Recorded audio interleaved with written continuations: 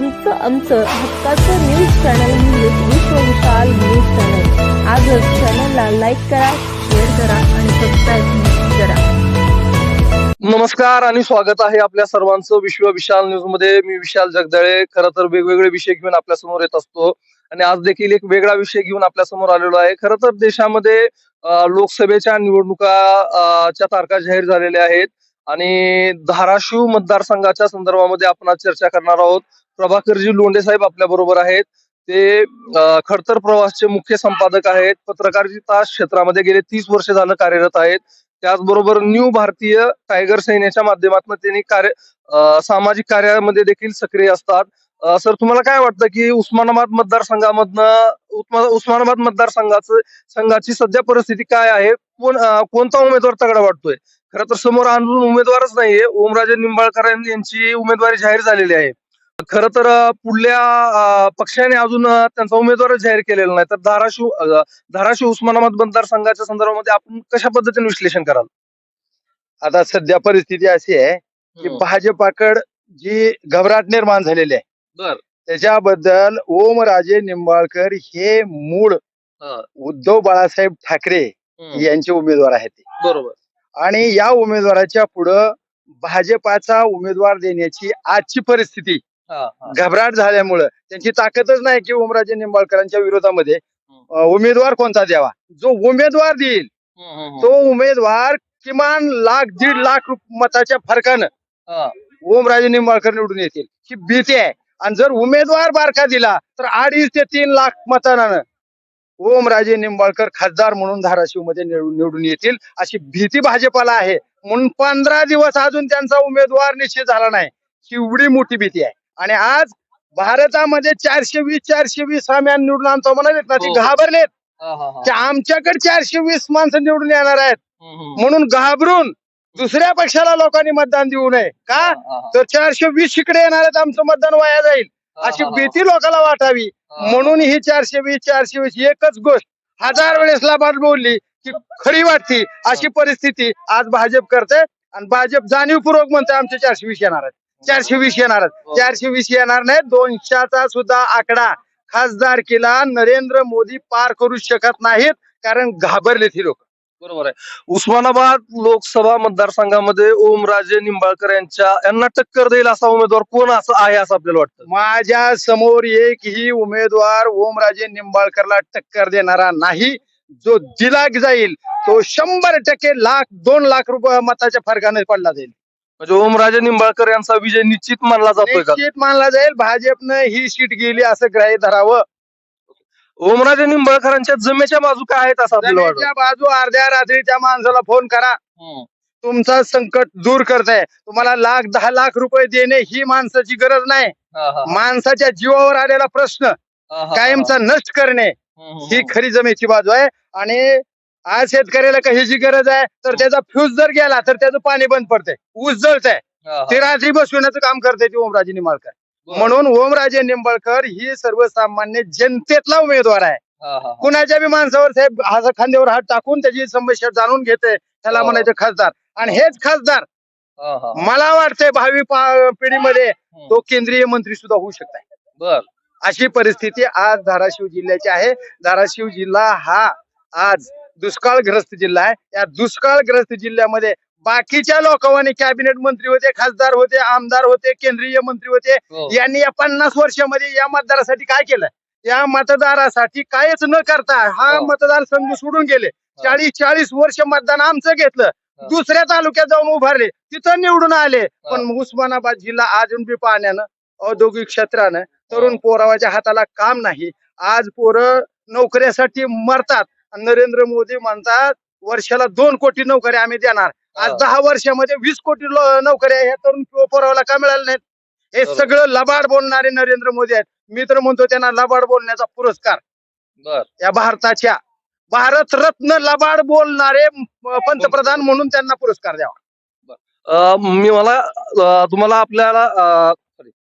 मला तुम्हाला आपल्या उस्मानाबाद लोकसभा मतदारसंघाकडे घेऊन यायचं आहे. ओमराजे निंबाळकर यांच्या जमेच्या बाजू तर तुम्ही सांगितलेले आहेत की त्यांनी अर्ध्या रात्रीही फोन उचलतात असं आणि ओमराजे निंबाळकर यांची तरुणांमध्ये पण क्रेज दिसून येते का? काय तुम्ही सांगाल तुम्ही? तरुण हा मरून पडतो त्यांच्यावर, जीव जायला तयार आहेत पोरं. त्याचं कारण असं आहे की हे माणूस आपल्या गरजेला पडते हो. लोक गरजेला पडत नाहीत, फोन उचलत नाहीत लोक. तिकडे माणसं मरतात आणि ही माणसं इकडे चरतात. अशी परिस्थिती खासदार आमदार या ठिकाणची झालेली आहे. अहो 12 बापाचे आणि 13 बापाचे म्हणणारी माणसं मंत्री पदावर असताना 12 बापाचा 13 बापाचा ही भाषा शोभती का? हा, ती संसदेची भाषा आहे का? ही लोकशाहीची भाषा आहे का? हा संस्कार आहे का तुमच्यावर? आई वडिलांनी हेच तुम्हाला शिकवलंय का? बरं, तुम्हाला ह्याला लागूनच एक प्रश्न विचारतो डायरेक्ट. तानाजीराव सावंत जर ओमराजे निंबाळकर यांच्या विरोधामध्ये उभं राहिले तर काय होईल असं वाटतं तुम्हाला? 2 लाख मतदान, 2 लाखाच्या पुढे सुद्धा 2 ते 2.5 लाख मतदान अधिक घेऊन ओमराजे निंबाळकर निवडून येते. राणा जगजितसिंह पाटील जर ओमराजे निंबाळकरांच्या विरोधामध्ये उभं राहिले तर काय होईल वाटतं तुम्हाला? दादांच्या बाबतीमध्ये वैयक्तिक दादा चांगले आहेत. राणा दादा वैयक्तिक दादा, पण दादानी चुकीच्या पक्षात प्रवेश केल्यामुळं आज दादांच्या जवळचे माणसं लांब गेले. म्हणून दादा 2 ते 2.5 नव 2,50,000 मताने दादांच्या वडिलांना पडावं लागलं इथं. मग दादाची परिस्थिती तेच राहणार ना, 2.25 लाख मतदानानं पडणार दादा, अशी परिस्थिती आहे. बरोबर.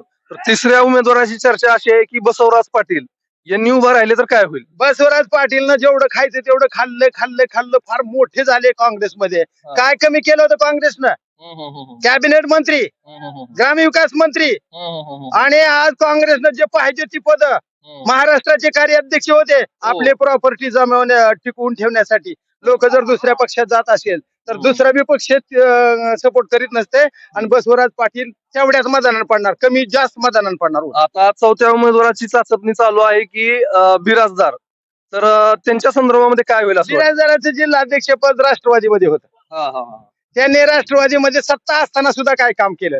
एकट्याचा स्वतःचा कारखाना सांभाळणे आणि आपला उद्योग सांभाळणारे माणसं जनतेमध्ये कसे मिसळू शकतात? जनतेमध्ये लोकनेता बनण्यासाठी प्रत्येकाच्या कामाला पडलं पाहिजेत आणि विरोधक असणाऱ्या पक्षातल्या सुद्धा माणसाची कामं केली पाहिजे, तर ते उमेदवार टिकत असतात. असले कुठलेही उमेदवार टिकत नाही. बरोबर. तर तुम्हाला ओमराजे निंबाळकर यांना टक्कर देणारा धाराशिव उस्मानाबाद मतदारसंघामध्ये उमेदवार दिसत नाही का? उमेदवार नाही, भाजपची सीट गेली असं राहिलं. ओमराजे निंबाळकरांच्या संदर्भामध्ये तुम्ही अजून काय सांगाल की तुम्ही एवढ्या यानं सांगताय की ओमराजे निंबाळकर 100% निवडून येतील असं तुमचं मत आहे, तर त्यांच्या काय बाजू आहेत किंवा सकारात्मक काय बाजू आहेत की त्यांनी निवडून येतील?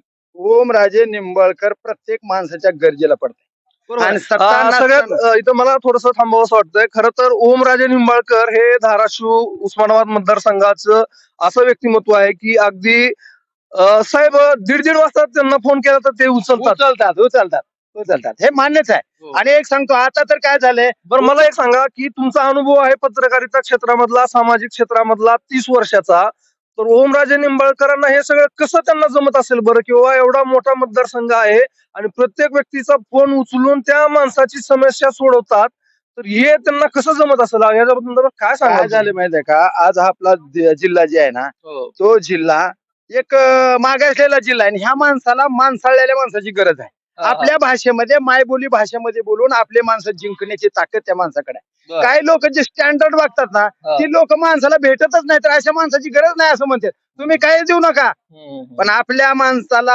असते ना विचारा, 100% माणसं आपल्या जवळ येऊ शकतात. ही त्यांचं स्किल आहे. ओमराजे निंबाळकरांचं वक्तव्य असं होतं, ज्यावेळेस उद्धव साहेब ठाकरे आले होते त्यावेळेस ओमराजे निंबाळकर यांचं असं मत होतं की माझ्या बरोबर काढलेल्या सेल्फी, ज्यांनी माझ्या बरोबर सेल्फी काढल्या तेवढी जरी मतं पडली तरी मी 1,27,000 मतापेक्षा जास्त मतांनी निवडून येणार आहे. अहो साहेब, ते तर आमचा कुठलाच पाठिंबा नव्हता, काँग्रेसचा नव्हता, राष्ट्रवादीचा नव्हता आणि हे पक्ष बी जवळ नव्हते, तरी सुद्धा 2-2.5 लाखांनी हे निवडून आले माणूस. आता तर काँग्रेस सोबत आहे, राष्ट्रवादी काँग्रेस पक्ष, आमच्या शरदचंद्रजी पवारचा मूळ पक्ष आहे, वंचित आघाडी आहे. हे सगळं मतदान जर गट केलं तर 5 लाखाचाच फरक निवडून येणार ना साहेब. हा फरक आहे. त्याच्यामुळं Omraje Nimbalkar is great leader in the Dharashiv. आता सध्याची कंडिशन आहे म्हणून ओमराजे सध्याची कंडिशन आहे उमेदवार समोर नाही म्हणून, पण उमेदवार समोर आल्यानंतर काय परिस्थिती? मी म्हणलं ना, सीट गेले म्हणून समजावं भाजपाला. त्याच्यामुळं उमेदवार नाहीच ना त्यांच्या बरोबरीचा, कोणता नरेंद्र मोदीला उभा करावा लागेल. आणि तरी सुद्धा पडतील नरेंद्र मोदी या ठिकाणी. तुम्ही एवढं स्पष्टपणे सांगताय ओमराजे निंबाळकर यांच्या विरोधामध्ये नरेंद्र मोदी उभा राहिले तरी पडतील? 100% पडतील. नरेंद्र मोदी पाडणार आणि ती पण 3-3.5 लाखानं पडतील. उभा राहा म्हणावं इथे येऊन. एवढी परिस्थिती आहे. कारण आमच्या जिल्ह्याचं भलं करणारे माणसं गरजेचे आहेत. सुदैवानं सरकार केंद्रामध्ये यावं. इंडिया आघाडीचं 100% केंद्रीय मंत्री होतील ओमराजे निंबाळकर आणि या जिल्ह्याचा विकास झाल्याशिवाय राहणार नाही. एवढी लोकांना विश्वासार्हता त्या माणसाकडून आहे. म्हणजे उस्मानाबादचा विकास, उस्मानाबाद धाराशिवचा विकास ओमराजे निंबाळकरच करू शकतात असं 100% आपल्याला करतील. कारण लोकांना माणूस आहे, लोकांना दिलेला शब्द आहे. ते म्हणतंय जर या मतदाराचा तळतळाट घेतला तर निश्चित ईश्वर त्याला शिक्षा दिल्याशिवाय राहू शकत नाही. त्याचं पाप फेडावं लागेल. लबाड बोलणाऱ्या माणसानं पाप फेडावं लागेल अशी त्यांची भूमिका आहे. म्हणजे त्यांना लागू पडते. जर त्यांनी चुकीचं वागले तर त्यांना सुद्धा पाप फेडावं लागेल. ही भूमिका ओमराजे निंबाळकरची असल्यामुळे निश्चितच जनतेचं काम करेल असा विश्वास माझा आहे. प्रभाकरजी लोंढे साहेब यांनी अतिशय प्रखड असं मत मांडलेलं आहे आणि उस्मानाबाद धाराशिव लोकसभा मतदारसंघामध्ये ओमराजे निंबाळकर यांना टक्कर देईल असा उमेदवारच नाहीये असं यांचं स्पष्ट मत आहे. आपण विश्वविशाल न्यूजची चर्चा केली, आपण आपलं मत व्यक्त केलं त्याबद्दल धन्यवाद. आपलं आभार व्यक्त करतो. नमस्कार. तर विश्वविशाल न्यूज वरती अशाच नवनवीन घडामोडी, नवनवीन मुलाखती, नवीन बातम्या आपण पाहत राहणार आहोत. विश्वविशाल न्यूज वरील अशाच बातम्या पाहण्यासाठी, असेच व्हिडिओ पाहण्यासाठी विश्वविशाल न्यूजला सबस्क्राईब करून बेल आयकॉनला नक्की क्लिक करा. त्याचबरोबर तुम्ही जर हा व्हिडिओ फेसबुक पेजला पाहत असाल तर विश्वविशाल न्यूजचं फेसबुक पेज नक्की फॉलो करा. आपण इथंच थांबूयात. विश्वविशाल न्यूज साठी मी विशाल जगदाळे. धन्यवाद. तुमचं आमचं हक्काचं न्यूज चॅनल म्हणजे विश्वविशाल न्यूज चॅनल. आजच चॅनलला लाईक करा, शेअर करा आणि सबस्क्राईब